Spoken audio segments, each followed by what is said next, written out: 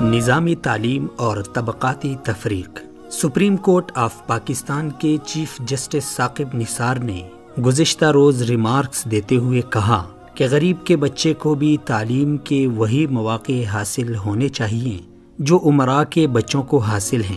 Chief justice of Pakistan نے بیشتر پاکستانیوں کی امنگوں کی ترجمانی کی ہے۔ وطن عزیز کی اعلیٰ عدلیہ کے جج صاحبان اس سے قبل بھی اس باب میں آئین پاکستان کے آرٹیکل 25A کے حوالے سے ایسی ہدایات جاری کرتے رہے ہیں جن کا مقصد 5 سے 16 سال عمر کے بچوں کو مفت اور یکساں تعلیم فراہم کرنے کی ریاستی ذمہ داری کی پاسداری کرانا ہے۔ وفاقی اور صوبائی حکومتوں کی طرف سے مختلف مواقع پر تعلیم کا معیار بلند کرنے اور ہر بچے کو اسکول تک پہنچانے کے بلند و بانگ دعوے کیے جاتے رہے، مگر عملی صورت یہ رہی کہ تعلیم تک غریب کے بچے کی رسائی زیادہ سے زیادہ مشکل بنائی جاتی رہی۔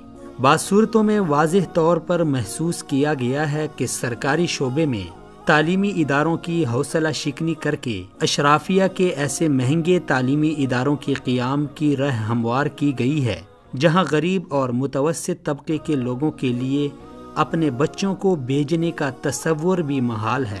اس طرح امراء، درمیانہ طبقے اور غریب طبقے کے لیے الگ الگ معیار کے اسکولوں کا ایک باقاعدہ نظام وجود میں آیا۔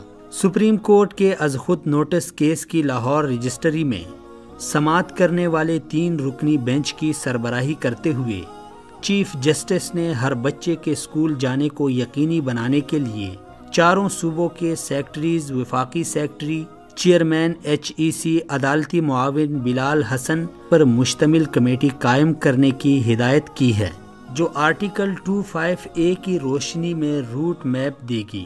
چیف جسٹس سمیت اعلیٰ عدلیہ کے ارکان اور ہر محب وطن پاکستانی زندگی جینے کے حق اور حصول تعلیم کے حق کو یقینی بنانے کی خواہش رکھتا ہے۔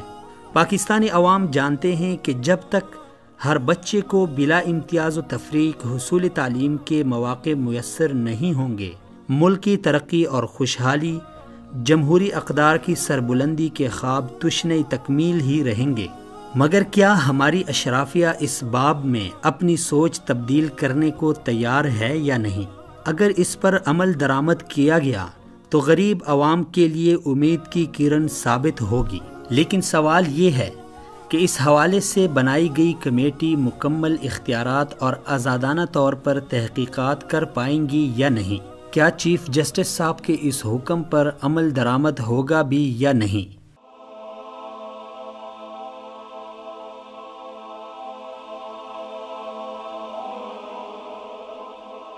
ایمان کی کرن، ہدایت کی شمع، وصال اردو۔